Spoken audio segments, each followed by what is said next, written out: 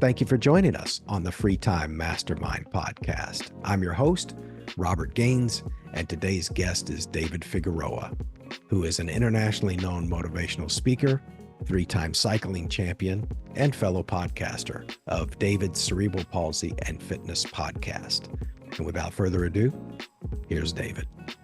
So first, David, can you tell us where you are in the country? I've interviewed a lot of people out of the country, but you're actually in the States with us. So what area are you in? So I live in Florida, and I'm in the eastern zone. So, and then where I live exactly, I'm like right in the center of Central Florida. So right in the center, so Orlando. You're talking about the theme park. So I live in a small town called Sanford. It's about 30 minutes away. So it's it's not away from the city, but not too far away. You still have some action.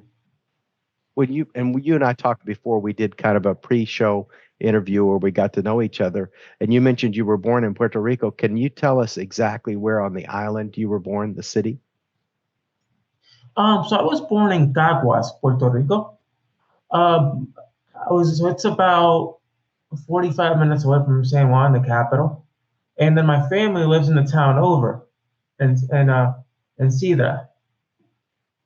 And is that west of San Juan?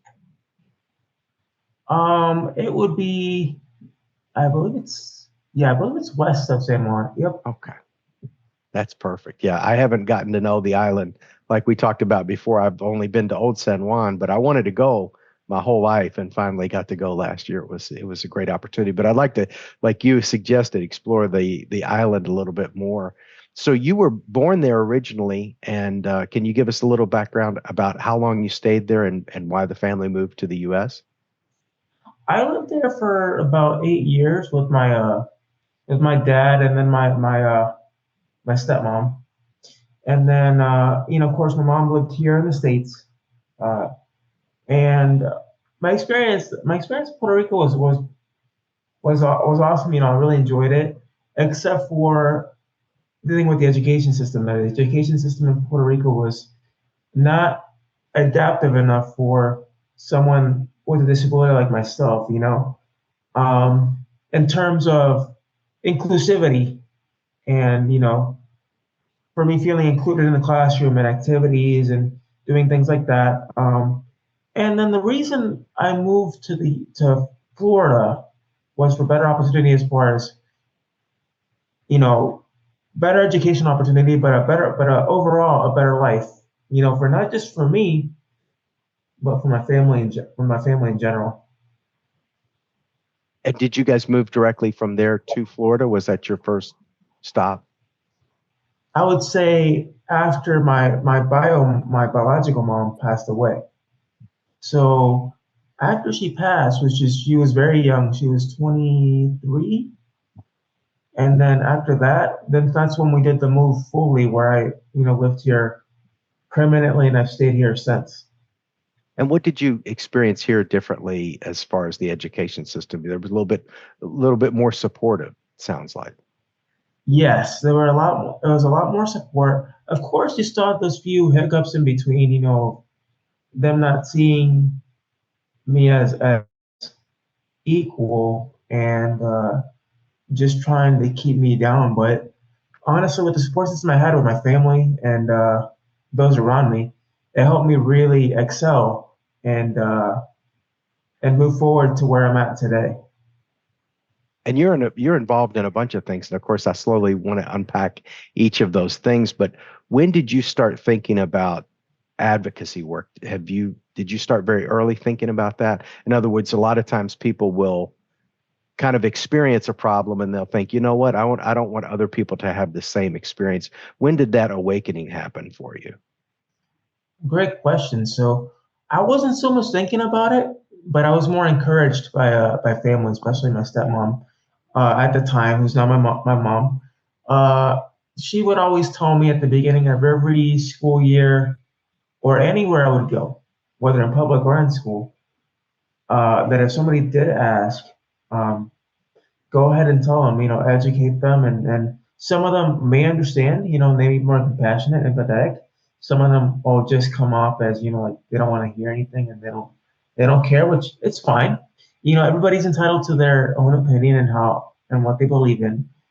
But it's always good to advocate for yourself because it shows that you're confident and you're not going to let someone with a snarky comment or do something and it's not going to get to you. So, and then by doing that every school year, heading back to the school system, I taught my peers about myself and that it doesn't make me any less different. However, it makes me unique in how I do things. I may do things slowly, I may do things differently, but I still do the same things that everybody else does. That makes a lot of sense. I think a big difference too between obviously there's a generation gap between us, maybe two.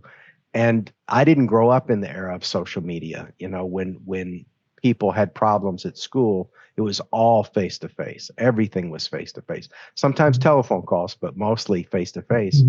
And since we didn't have social media, nowadays people can be both uplifted or made upset at 3 o'clock in the morning looking on social media. And that wasn't possible, all of those years ago when I was growing up. So kind of the negativity or the bullying, all of that almost always happened face to face. But now that type of negativity can come to your house, can visit you 24 hours a day.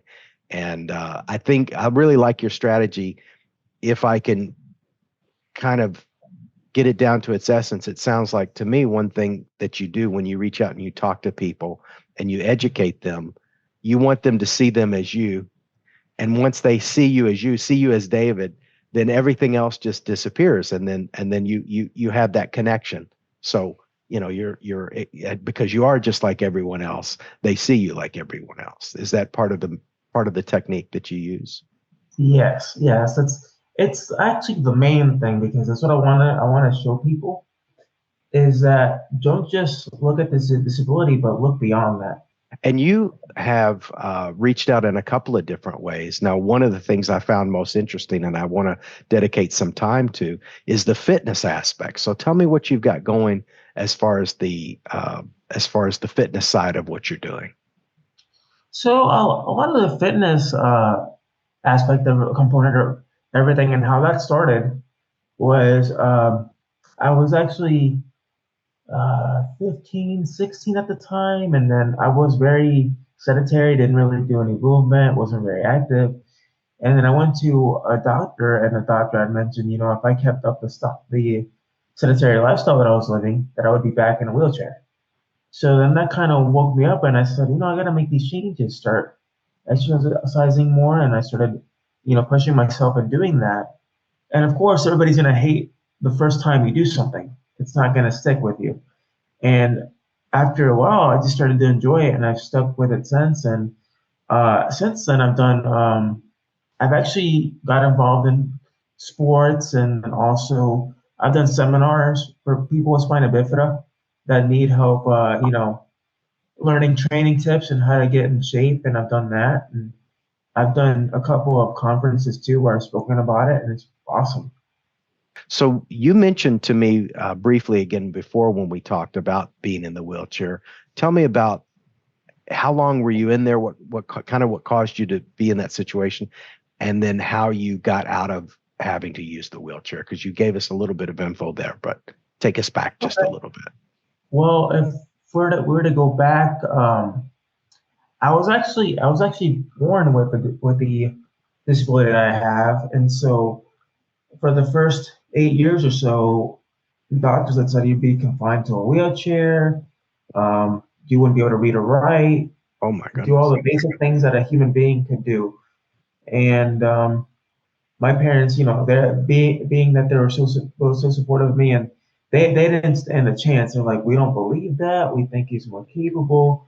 However, my mom, my biological mom at the time, being so young and having a similar disability, you're gonna face that struggle of having to learn and adapt, and it was something that she found very difficult, being that her age, she was very young. I mean, she was only 16 when she had me, and having to deal with that for the first couple of years, it was hard. And then there's this aspect of co-parenting, where my stepmom stepped up and my dad stepped up, and they all came together and in different ways helped shape me in a sense.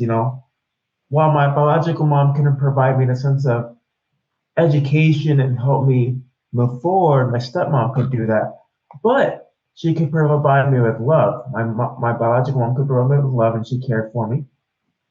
And then you had my stepmom who really wanted to push me, and she would remind my mom to take me to therapy and do all these things that he needed to do. And that was awesome to be able to have that. And which nowadays in society, I don't know if you've seen it, but co-parenting is almost non-existent. It's very, very, I wouldn't say toxic, but it's very difficult to come by. Yeah, I would agree. I would agree. Yeah, it's changed a lot. I think possibly this pendulum might be swinging back in a more positive direction. I think people have seen the effects of not from kids not growing up in a supportive environment. We've seen a generation or two produced out of that. And I think people are starting to say, wait a minute. And I see more people doing homeschooling. I see at least some of the people in my personal circle, the parents are much more involved in with their kids than people I've seen before. So I see some hopeful, positive changes. Um, but I was thinking too, with the working out, do you do that multiple times a week, and are you noticing a big physical effect? In other words, do you have to do something differently, like the I know people do powders and creatine, and are you into all of that and going multiple times a week? In other words, what do you have a fixed regimen that you do, things that you like to do? I'll do the pre-workout, but other than that, I'm pretty much do everything. I'd say like 5 or 6 times a week. Get Oh, involved wow. in, and either whether it's jogging, walking, either doing physical therapy, all that good stuff. Like the last few years for me had been before physical therapy were pretty difficult because my body was starting to break down quickly, and I was starting to deal with a lot of pain. My back and spasms, and it was tough to work out because I was in pain every day pretty much. But I pulled through, but I wasn't feeling like myself. And since I got back into physical therapy, I started to feel like myself again. I'm starting to get back and being healthy, and I'm not in pain as I used to be.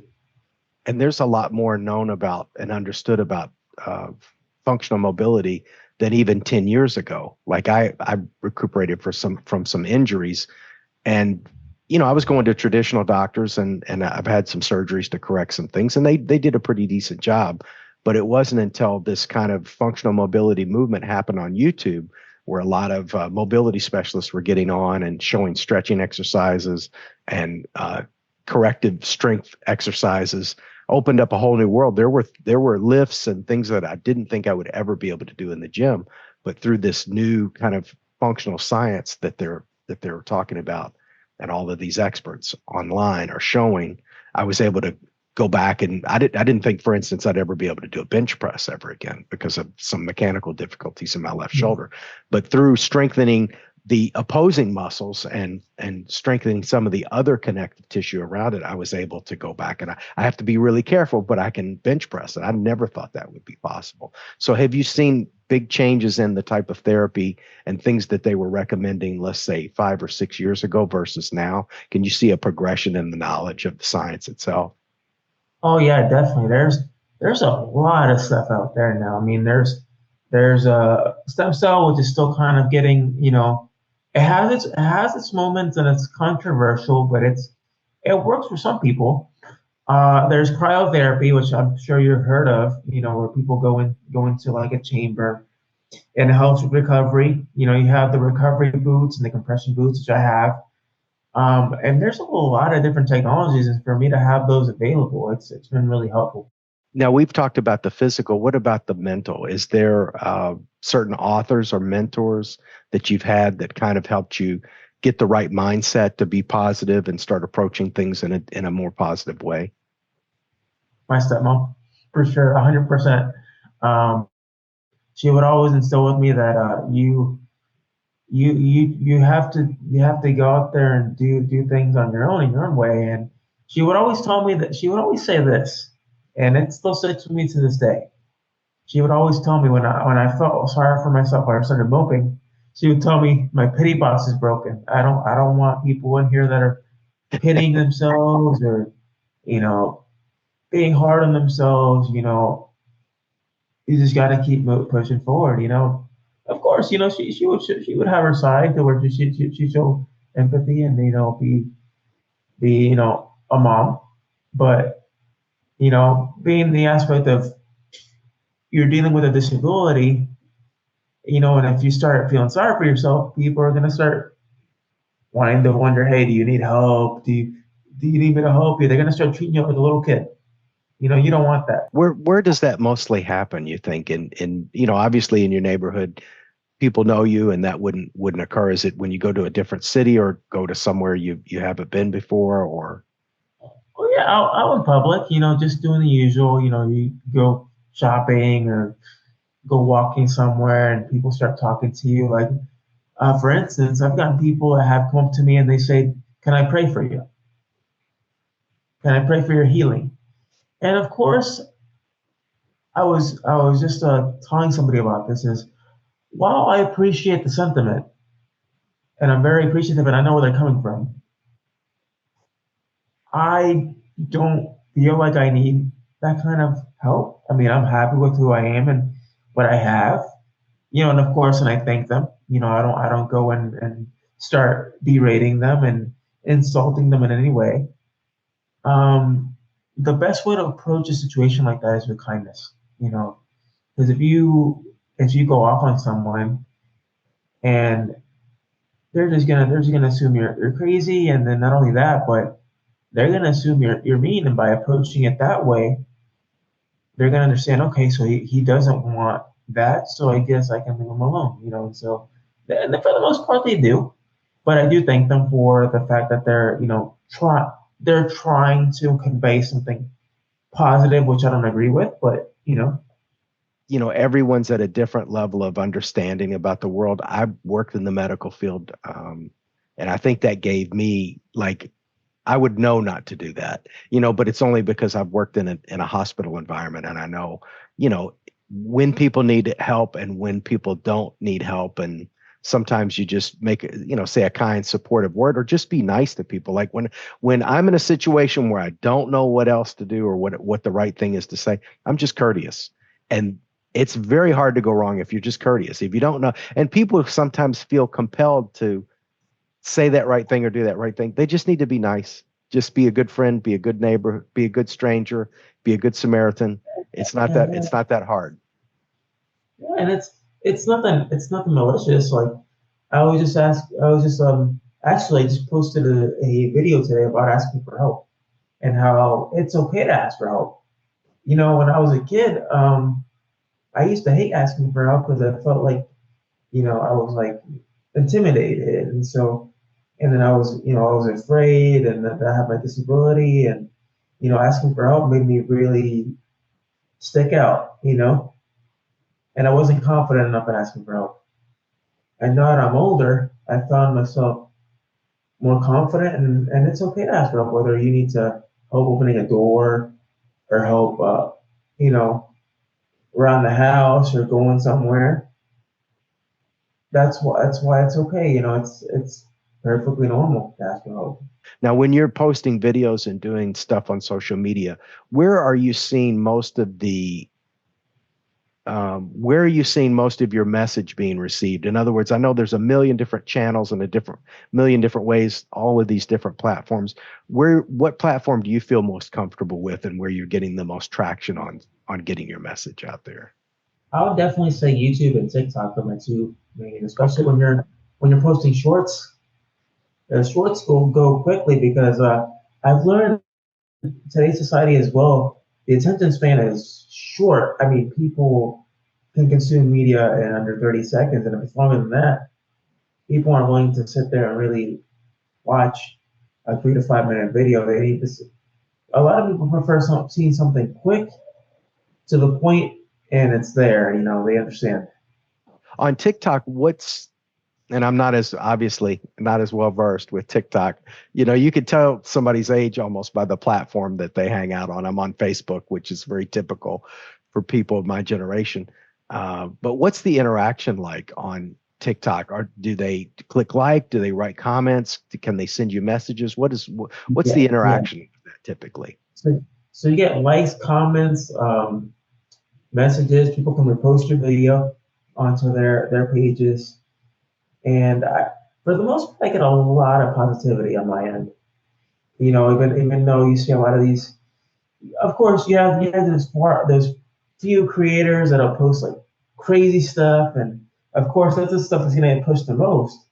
But when it's something like what you and I do as something positive and constructive, it kind of gets pushed aside. Not many people are wanting to watch something that they learn and constructive, and it's something that they're going to say, oh, I learned a lot from that.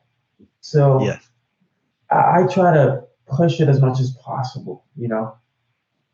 What does the future look like for you? I mean, you're obviously building and moving towards kind of a business owner entrepreneurship, a Yeah. whole host of different services that you're going to provide. Can you talk about your future plans a little bit and give us an idea of what that might look like?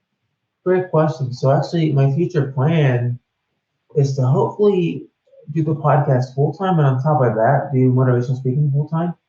And I hope to be able to get engagements where I can go face to face more often than not, because I don't get very many. It's far in between. Like I'll do my previous high school, or I'll do UCF, which I've done multiple times, because I have connections there at UCF, and I've been able to do that fortunately. For our friends outside of Florida, what's UCF? University of Central Florida. Yeah, It's fantastic. Yeah, one of the top universities in the U.S. that's right. Yeah. Yeah, a lot of good stuff comes out of UCF. Well, how do people reach out to you? Like if somebody wanted to book you as a speaker? Well, you first and foremost, you have my email. You have it's if anybody want to know it, it's David's CP Fitness at gmail.com. You have, of course, you have my Facebook page. You have my Instagram at David CP Fitness. My podcast page at David Cerebral Palsy and Fitness Podcast. And you also have my LinkedIn, David Figueroa. So you'll be able to go there and reach out to me that way as well. What were your top 2 episodes about that got the most attention? One of them was a Paralympian who does Taekwondo. He has cerebral palsy, and he does Taekwondo. And then the other one was finding themselves, so a lot of advocacy work, and that was more of like trying to find yourself. So that one's the other one, which were it's already in the hundreds. Those two, so I've had those two, and then I've had some pretty big names on the podcast themselves. So That's okay. Hey, this is the time to brag. Tell us about it. yeah, I've had. Have you heard of Chelsea Bear? She's one of the biggest content creators of disability in the world. Over Wow. half Now I a half a need to look million around. followers on Instagram, and then total she has about 1 million followers across all her platforms. Wow. I've had Marshall Zachary, who's a Paralympic athlete. He's a 9-time Paralympic sprinter, a champion. He's competed in Tokyo, and he's training to compete in Paris this year for the Olympics. That's incredible. That's fantastic. Now, did they reach out to you? Do you reach out to them? Because there's a lot of people that watch this podcast that are also either podcasters or they want to get started. So if we can kind of give them a little bit of the recipe. Sure, yeah, I reach out to them. I write like a little message saying that I'm interested, and of course include my links about the podcast, and eventually they'll respond and reach out. And actually got a couple of those early on when I first started podcasting, so I was very fortunate. No, And absolutely. those episodes have the one with Chelsea Bear has about 900 views already to this, and I shot that 3 years ago. And do you shoot on a regular schedule or do you shoot when you feel motivated to do something? Do you write ideas down? In other words, your process? I when I can, and when I have time, then I'll shoot. I'm usually pretty motivated. It's just my schedule. I'm just so busy with everything, and I also work a full-time job as a scheduler for a rheumatology clinic. So I do patient scheduling and translating in Spanish. So I do that from home remotely. Oh, you get to do work from home. Do that. That's fantastic. Yep. Yep. So I don't leave home to work. So I can sit on the computer and just work all day and help patients. That makes it easier too. If you want to get off work, you don't have a commute to go home. You can start shooting your podcast or go to the Yeah. gym or whatever it is you want to do. Do you prefer to go inside a gym somewhere, or do you like to just go to around a track outside? Because Florida's very beautiful all 12 months of Yeah. the year. Yeah. I like to go outside and run. Clear my head a little bit away from the crowd. Is there any tips that you can share as far as fitness, things that you've learned in the last year or two that you realize works better than maybe the way you were working out before? Um, be consistent and then listen to your body. Especially listen to your body because when you're working out in Florida, especially out in the heat, um, you can get dehydrated. Injuries come easier because you're dealing with a lot of the heat or the cold or you know you're really pushing your body a lot more than usual. Your heart rate, in the heat is much, much higher. Walking at the same pace, even with a 10-degree temperature change. I forget what the effect is on the heart, but it really strains the heart. You can just walk fast on a hot day in Florida, and your heart will be behaving as if you were running. So do Right. you deal with the supplementation and nutrition? Do you do like pre-workout, post-workout drinks, creatine, protein, anything like that? Oh yeah, I do pre-workout for the most part, but I try to hydrate with water, a lot of water, and then I try to if I do get protein, it's mostly from like chicken or beans or anything. I'll just have that or peanut butter. Yeah, there's plenty of energy in peanut butter. That makes sense. I want to transition back to the podcast for a moment. I was just thinking about, you getting your message out there and setting up different episodes. What do you think as far as what you're going to do over the course of, we still have plenty of 2024 left. Are there some topics that you're thinking about tackling? And in other words, what can we look forward to on those future episodes? Well, for the most part, I'm actually taking the podcast on the road in June, and I myself, since I was a kid, I've been a huge wrestling fan. So I've always watched professional wrestling, and I was interviewed on this podcast from a podcaster. His name is Duke from Duke Loves Wrestling. A little shout out there for him. So Duke loves wrestling. All right.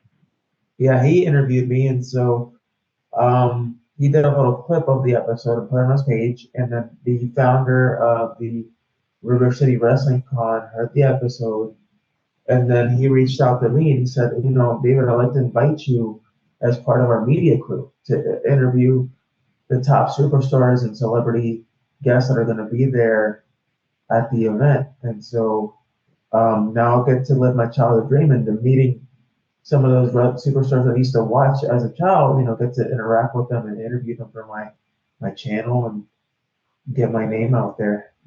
That's fantastic. Are you going to be standing there like, dressed up with the microphone doing the full blown interview? Or are you going to sit down Yeah, with them? Or? that's the plan. Yep, be able to stand there and interview them, and even if it's going to be just a quick 5 minutes, we'll get some content in there. Absolutely. Absolutely. So is that part of a trip? Or are you going to some other destinations after that as well?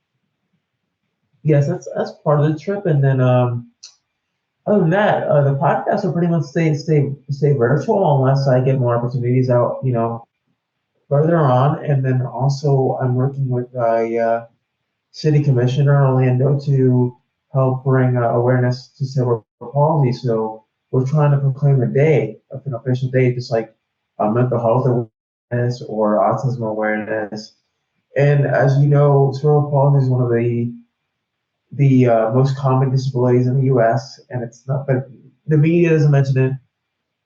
They don't mention it at all. So it's one of the things that I really want to push is awareness on that and how important it is for me, to bring that for other people that are struggling with the same situations I do that aren't as confident, but if they see someone who's willing to go above and beyond, then, something's working. Would you, for the people that are not as familiar with cerebral palsy, can you give us a definition of what that is? Okay, so cerebral palsy, of course, it varies from person to person. It's very unique as far as its degrees. So it's actually a neurological condition, so it impacts the brain. In my situation, however, I was actually born a spastic quadriplegic, which means all four of my limbs were impacted. And then I had lack of oxygen to the brain. So within the first 3 months, I was actually my lungs were undeveloped. I was in an incubator for 3 months, trying to for my lungs to develop, and they said I probably would make it. So yeah, so I mean, it varies from person to person. It has speech impairments. For me, it's coordination. So to do certain things, it's I do things a lot slower than most people because somebody with CP in general uses 3 times as much energy. So for you to do a basic task like walking or lifting something, for me, it can be very taxing. And how do you deal with that as far as, because I'm sure sometimes you're frustrated if you're with a group of people and you're doing a task that's taking a while. How do you stay calm and center your mind and so that you don't get frustrated? I just ask for help if I'm having difficulty. Just hey, I can't open this. Can you please help me with this, or just ask for help and not frustrate myself. Because if you're with friends or with someone that understands you, obviously they're gonna be compassionate towards you. They'll understand that you need help, and as long as you ask, it'll work for you. And David, what do you wish people understood or knew better, just in general? I wish people understood that someone with a disability, they're human. No matter what they look like, no matter how they do things, no matter how they talk, how they walk, um, what they do as far as occupation, um, who they're hanging out with, it's simple. At the end of the day, we might do things differently, but we're still human. We still have the same emotions. We do the same thing everyone does, and it may take us longer, but we still get things done. And it sounds like you've had a lot of experience with some different organizations, probably in and out of Florida. Are there any advocacy organizations or charitable organizations in general that you've been impressed with their work? A lot of it's been UCP of Central Florida. I've been impressed with them. Um, and then I have a good friend of mine, Nicole Luongo. I've been friends with her for a very long time. She's one of the biggest, most passionate advocates I know of cerebral palsy out there. Um, she always refers me to different organizations and different opportunities to speak on behalf of, and it's awesome to connect with people that have the same mindset as you do. She sounds very passionate. I'm probably going to look her up and see if I can find out more about her. Yes. Is she in charge of an organization, or is she independent? Oh no, she just does a lot of podcasts. Although we did an event a couple years ago together, um, called the New England Cerebral Palsy Conference. That's when I met her, because she used to do a podcast herself, and then she invited me onto the event, and I was able to do that event. And since then, she's been a huge advocate, and she's done Start Today. I don't know if you know about the Today Show, but she's been a part of that, doing a fitness segment. Oh, fantastic. She's had the opportunity to light up green. I think it was 48 out of the 50 states back in 2019. She's done that. She's an amazing, wonderful human being. I'll have to connect you with her, so maybe you might like to interview her and see what she does. And she's quite incredible. That would be great. Yeah, it sounds like she's got quite a story. And of course, for you, David, you've got quite a story ahead of you too. So we need to check back in, maybe check with you 6 months from now and see where you are. Yes. And because you've got big plans for the future, and we're excited about that. Thank you, and I'm excited.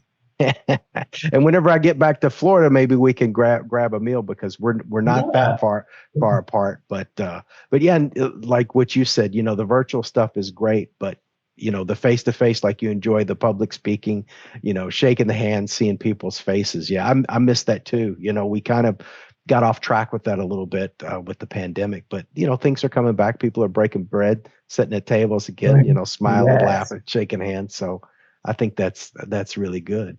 Well, I appreciate your time, David. I think it's been fantastic. Any parting words of wisdom for our viewers? Always remember, the road to success or the road to anything in life that you want to accomplish starts with you. Um, you're not a burden to anybody. You know, there might be times where you're dealing with disability or anything in life that you feel is a burden to someone because you're speaking about it or you're dealing with it. Don't feel that way, because there's support groups out there, and there's people that are willing to support you no matter what happens in your life, and always be positive. Well, we appreciate your positivity, David. Thank you so much. Thank you for your time. I truly appreciated the time on the podcast. It was my pleasure, David. Have a good night. Take care. Bye-bye. You too. Thank you. You as well. We thank you for joining us on the Free Time Mastermind podcast. Also mentioned previously, we've got an upcoming book called Scintilla.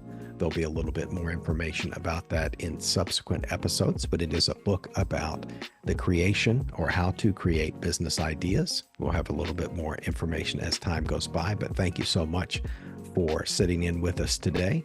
Please like, subscribe, and comment. Thank you.